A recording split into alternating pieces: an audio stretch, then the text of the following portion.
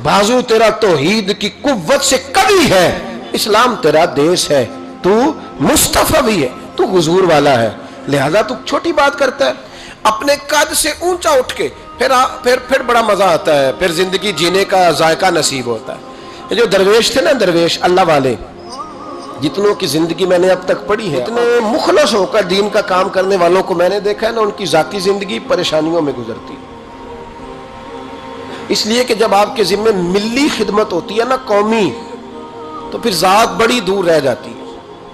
फिर बड़ी, हमारे लोग एक लफ्ज बोलते हैं कि फलां आदमी अब पब्लिक प्रॉपर्टी बन गया, वो तो अब कौम का आदमी है। मिल्ली जिंदगी थोड़ी मुश्किल, और हमारे बुजुर्गों ने ऐसी ऐसी कुर्बानियां दी हैं, ऐसी ऐसी कुर्बानियां, दीन के चमन में बहार है ना आज, ऐसी ऐसी कुर्बानियां हैं कि कभी हम वो चीजें देखते हैं ना तो सोचते हैं कि यार ये इंसान थे या जमीन पे चलने वाले फरिश्ते थे।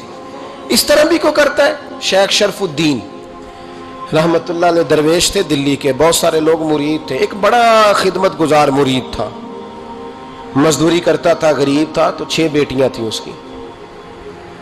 हजरत साहब के पास रोज आके कहता, हुजूर बच्चियों के लिए दुआ करें, अल्लाह कोई असबाब पैदा कर दे।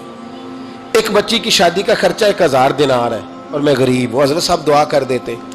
खानका शरीफ के थोड़े ही फासले पर, हजरत जहां बैठ के मुरीदों की तरबियत करते थे, उससे थोड़ा ही फासले पर ना एक ईसाई रहता था, बड़ा मालदार था, बड़ी सारे ऊंट, गायें, भेड़, बकरियां रखी हुई थी, और हजरत शरफुद्दीन रहमतुल्लाह अलैह की बड़ी मुखालफत करता था। और ये जो आपका गरीब मुरीद था, ये उसका पड़ोसी था। एक दिन बुला के ना उनको कहने लगा कि तू किधर जाके जो है वो टकरे मार रहा है, वहां से कुछ नहीं मिलने वाला।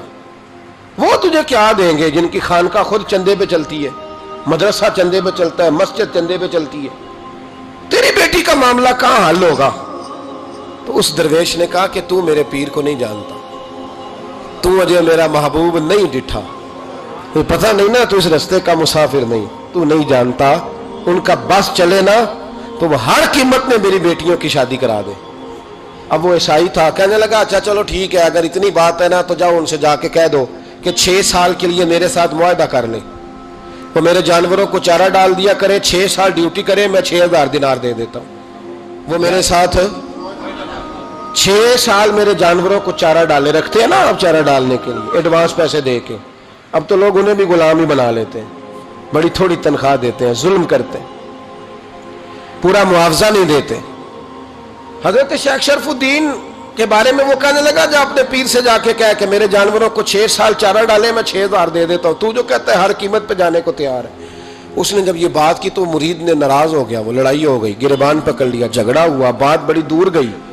इस तरह की बात करता मेरे हजरत के बारे में, तेरे जैसे कई मैं वहां काम पे रखा दूं।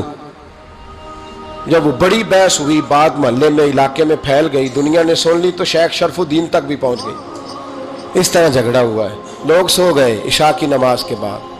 हजरत साहब ने ना सर पे कपड़ा लिया, उस ईसाई के दरवाजे पे दस्तक दी, वो बाहर आया, फरमाने लगे लोग तो सोच समझ के मुलाजम रखते हैं, तूने भी तो सोच ही लिया होगा, तभी तो मुझे ऑफर की है। तू अपनी ऑफर पे कायम है, वाकई मुझे रख लेगा और 6000 दिनार दे देगा।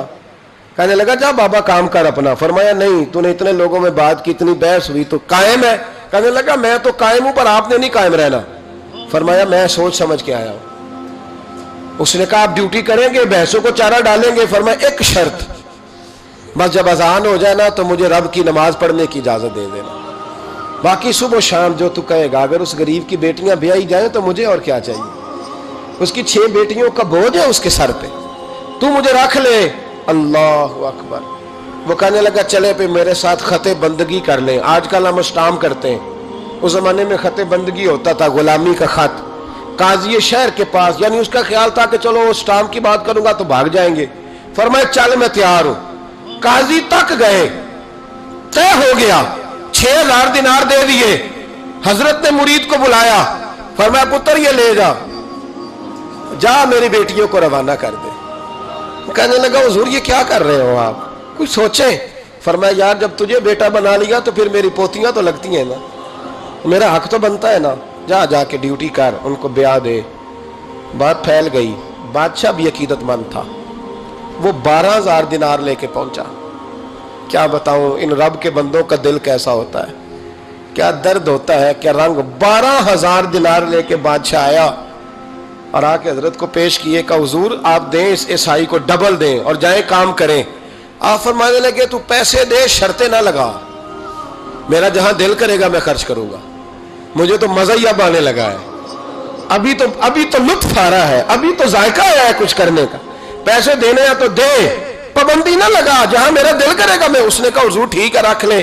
حضرت نے فجر مسجد میں پڑھی، جیب میں 12,000 دینار تھے، اعلان فرمایا بھی کسی اور کی بیٹی بھی بیٹھی ہے تو پیسے میرے پاس ہے۔ وہ 12,000 دینار بھی بانٹ دیا، اور 12,000 دینار بانٹ کے نہ تو پھر چلے گئے کھیت میں چارہ کاٹنے۔ اس عیسائی کو کسی نے بتلایا کہ ان کے پاس تو 12,000 آیا ہے پر تجھ سے جان نہیں چھڑائی انہوں نے، کہ وعدہ یہ ہوا تھا کہ 6 دیں گے تو جائیں گے، جب تک دیں گے نہیں تیرے گھر میں کام کریں گے۔ وہ نہ چارہ کاٹ رہے تھے، حضرت صاحب تو وہاں پہنچ گیا، دور جا کے کھڑا ہو گیا، کہنے لگا بابا پہلے تو میں نے مسلمانوں کے اخلاق سنے تھے، اب تو میں نے دیکھ بھی لیے، پر یہ بتا جب 12,000 آیا تھا جان کیوں نہیں چھڑائی؟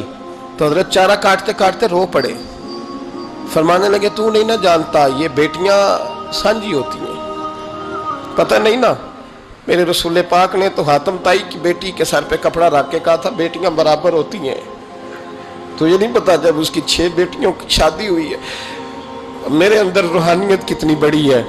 فرمایا پھر 12,000 آیا ہے تو 2-4 بچیاں پھر گئی ہیں، تو یہ نہیں پتا میں اندر سے راضی کتنا ہوں، میں تیری نوکری کرتا رہوں گا، پتہ نہیں اللہ کتنی بیٹیوں کو بیاہ دے گا۔ اتنا رویا، وہ عیسائی کے پیروں میں بیٹھ گیا، کہنے لگا بابا میں نے تیری مخالفت کی ہے پر تیرے قریب آ کے پتہ چلا ہے کہ تو بہت اونچے اخلاق کا مالک ہے، اور اگر تیرا یہ مقام ہے تو تجھے اخلاق سکھانے والے محمد عربی کی شان کتنی ہوگی، رسول اللہ کا انداز۔ تو اس طرح کر، مجھے کلمہ پڑھا، تو مجھے کلمہ پڑھا، کہا بابا پہلے تو میرے جانوروں کو چارہ ڈالتا تھا، اب جتنے لوگ تیری خانقاہ میں آئیں گے نا میں ان کے جوتے سیدھے کیا کروں گا، میں نوکری کروں گا، میں ڈیو۔ ہمارے بزرگوں نے نا اونچا اٹھ کے، اونچا دیکھیں نا حضرت عمر فاروق رضی اللہ تعالی عنہ، وجہ کس کا نام ہے؟ اپنے تکبر میں رہنا، اپنی انا کے بت میں بند رہنے کا نام روب اور دبدبا ہے۔ حضرت عمر رات کو گلی سے گزر رہے تو مدینے کے بالکل اینڈ پہ ایک شخص کو دیکھا، اس نے خیمہ لگایا ہے اور اندر کسی عورت کے ہائے ہائے کرنے کی آواز۔ عمر دوڑے گئے، کیا بات ہے؟ کہنے لگا بڑی دور سے امیر المومنین کو ملنے آیا اور رات ہو گئی تھی تو یہاں بیٹھ گیا ہوں، سویرے جاؤں گا، معاملہ کیا ہے؟ ہائے ہائے کیا ہے؟ کہنے لگا میری بیوی کے پیٹ میں بچہ ہے، شاید ولادت کا وقت آ گیا ہے۔ جناب عمر رضی اللہ تعالیٰ عنہ کہنے لگے روتے کیوں؟ حضور پردیس ہے، اس کے پاس عورت کوئی نہیں۔ حضرت عمر کے چہرے پہ نقاب ہے، دوڑے گئے، اپنے گھر کے دروازے پر کھڑے ہو کے اپنی زوجہ حضرت ام کلثوم کو کہنے لگے ام کلثوم یہ خاتون اول ہے، یہ صرف ادھر نہیں جائے گی ساتھ کہ اب انٹرنیشنل دورہ ہے، ورلڈ ٹور ہے تو ساتھ جائے گی۔ کہا خاتون اول ام کلثوم، جی حضور۔ فرمایا کوئی نیکی کمانے کا پروگرام ہے؟ تو کہا جناب میرا ہر وقت ہی پروگرام ہوتا ہے، آپ حکم کریں۔ کہنے لگے ولادت کے وقت عورت کو جن چیزوں کی ضرورت ہوتی ہے ذرا ساتھ لے لو، چنے لے لیے، گڑ لے لیا، گھی لے لیا، پتیلی لے لی، گلاس لے لیا، برتن لے لیے۔ حضرت عمر نے گھوڑے پہ بٹھایا، اب کرنا کیا ہے؟ تو وہ کہنے لگی آپ یہاں نہ آگ جلائیں امیر المومنین، تو آپ نہ چنے اور گڑ ڈالیں، اور ایک چیز جو ولادت کے وقت پکائی جاتی ہے وہ پکائیں، میں اندر جاتی ہوں۔ اندر بطور دایا، دائی کے طور پر عمر کی زوجہ خاتون اول خدمت کرتی ہیں۔ وہ آدمی کہتا ہے میں نے سمجھا یہ کوئی غلام ہے، عمر نے ڈیوٹی لگائی ہوئی ہے کہ آنے والے رات کے مہمانوں کا خیال رکھیں۔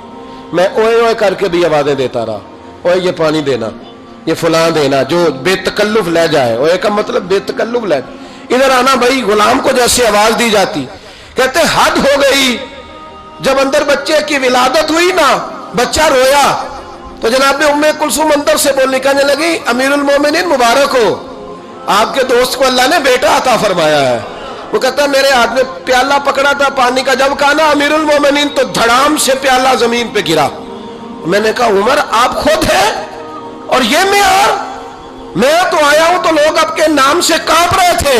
جناب عمر فرمانے لگے رب نے جو مجھے روب دیا ہے نا وہ دوسروں کی خدمت کی برکت سے عطا فرمایا، یہ میرے اندر کی سچائی ہے۔ اور میرے بھائی تھوڑا سا نا نکلے ذات سے، تھوڑی اپنی سوچیں بڑی کریں، ذرا دوسرے کے بارے میں بھی تھوڑا سا سوچیں، تھوڑا دیکھیں کہ آپ کس کو کس طرح. میں تو کچھ چیزیں پڑھتا ہوں نا تو وہ ختم کر دیتی ہیں، سفر ہی ختم کر دیتی ہیں کہ اتنا ہی کافی ہے. ابن سعد نے لکھا ہے کہ احد کے میدان میں نا جب حضرت امیر حمزہ شہید ہو گئے، کان کاٹ دیے گئے، آنکھیں نکال دی گئیں، وجود کے ٹکڑے ٹکڑے ہو گئے، تو یہ نبی کریم علیہ السلام کے صرف چچے نہیں تھے، حضور کے گہرے دوست بھی تھے. 6 مہینے عمر کا فرق تھا، اکٹھے سارا بچپن مبارک گزرا تھا. میرے رسول کریم علیہ السلام کے چچا جب اس طرح شہید کیے گئے نا تو حضرت صفیہ، حضرت امیر حمزہ کی سگی بہن، دور سے دیکھنے کے لیے دوڑی. تو نبی کریم نے حضرت زبیر سے کہا، ان کے بیٹے سے، فرمایا یہ بہن ہے، اس سے دیکھا نہیں جائے گا، یہ نصیبوں والیاں نہیں دیکھ سکتی اپنے بھائیوں کی تکلیف، تو جا کے نا اسے روک دے، کسی طریقے سے ماں کو منا. حضرت امیر حمزہ کا چہرہ نہ دیکھے، یہ بڑا پیار کرتی ہے بھائی سے، اس کے لیے تھوڑا مشکل ہو جائے گا. حضرت زبیر کہتے ہیں میں نے جا کے اماں کو روکا، میں نے کہا حضور فرماتے ہیں کہ حالت ٹھیک نہیں، آپ نہ آئیں، آپ سے دیکھا نہیں جائے گا. تو جناب صفیہ نے نا یوں کر کے آنسو پہنچے، کہنے لگی زبیر نبی پاک نے دیکھا ہے چہرہ؟ کہا دیکھا ہے. تو فرمانے لگی میں ہوں سگی بہن، پر امیر حمزہ سے میں نہیں اتنا پیار کرتی جتنا محمد مصطفیٰ کرتے. انہوں نے دیکھ لیا نا تو بہن بھی دیکھ لے گی. جناب صفیہ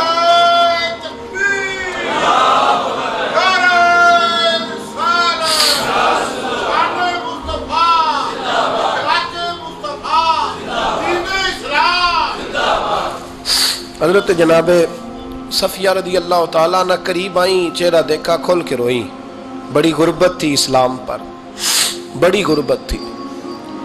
کفن کے لیے بھی کپڑا موجود نہیں تھا، کفن کے لیے. جناب صفیہ واپس گئی خیمے میں تو 2 چادریں لائیں، حضور کی بارگاہ میں عرض کرنے لگی کہ میرے بھائی کا نا وجود کٹ گیا ہے، 2 چادروں میں کفن دینا، ایک ذرا نیچے بچانا، ایک ذرا اوپر ڈالنا، 2 چادروں میں.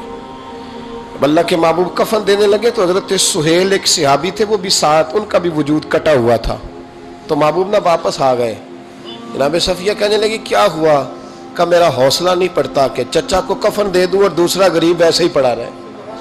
یہاں نفسا نفسی پڑی نہیں، کون اٹھ کے سوچتا اتنا ذات سے اوپر کا چچا کو کفن دے دوں اور وہ پڑا رہے. حضرت صفیہ کہنے لگی اجازت ہے، ایک چادر ان کو دے دے، ایک میرے بھائی کو دے دے. نبی کریم علیہ السلام نے چادریں کھولی تو ایک لمبی تھی ایک چھوٹی تھی. کہا صفیہ اب میں کیا کروں؟ یعنی وہاں جب میت پڑی ہے، جنازہ پڑا ہے، شہادت ہو گئی ہے، وہاں بھی قربانی کا یہ جذبہ، اب میں کیا کروں؟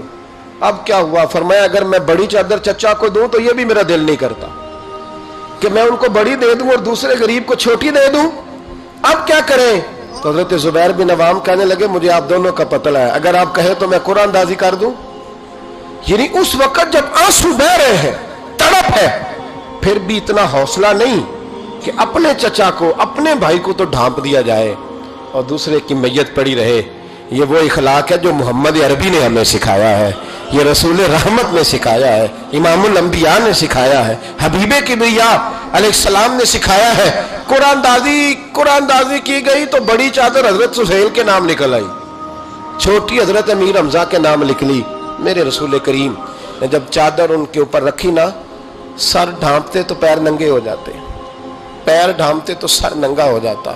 محبوب نے نگاہ اٹھا کے آسمان کی طرف دیکھا تو فرمایا جلدی سے قبر میں رکھ کے قبر بند کرو، مجھے پیغام آیا ہے کہ آپ نہ سر ڈھانپ دے، پیروں پہ گھاس ڈال دے، قبر بند ہوگی تو اللہ میرے چچا کو جنت کا لباس عطا فرما دے.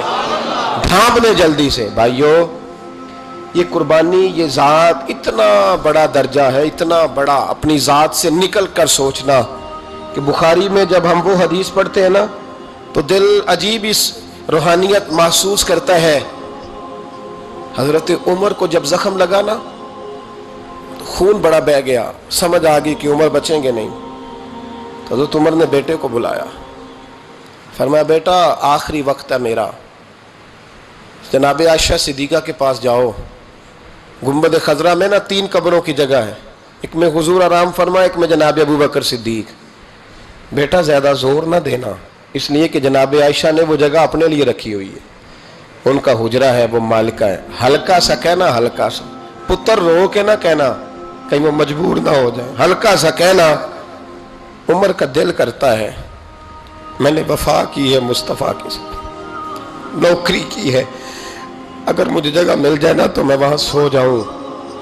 दिल करता है कह देना, लेकिन अम्मा जी मान जाए तो ठीक है, वरना मुझे जन्नतुल बकी में दफन करना। हज़रत अब्दुल्ला इब्न उमर कहते हैं बड़ी तकलीफ में था, पर अम्मा जी के पास जाकर रोया नहीं, हिम्मत के साथ बात की। मैंने कहा अम्मा जी अब्बा जी की ख्वाहिश तो है, अगर आप इजाजत दे दें। कहते मैं तो हौसले में था, पर अंदर से जनाब आयशा की सिसकियों की आवाज आने लगी।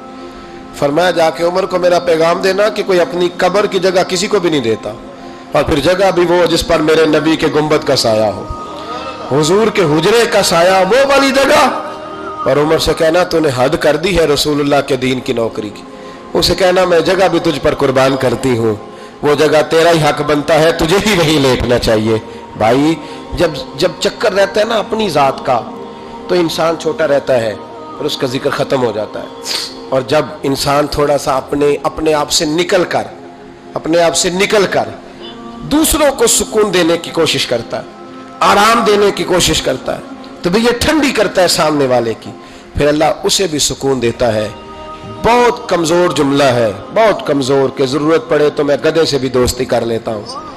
जरूरत की दोस्ती तो माँ बाप से भी हो तो उसमें इखलास नहीं होता, जरूरत की दोस्ती तो बहन भाइयों से भी हो तो इसमें इखलास नहीं होता। जरूरत के यराने ना लगाएं, अल हुब्बु लिल्लाह वल बुग़्दु लिल्लाह, मोहब्बत करें तो अल्लाह की रिजा के लिए, और अगर किसी से इजहार बेजारी करें तो फिर भी अल्लाह की रिजा के लिए। अपने आप से ऊपर उठकर सोचने का मेयार बनाए।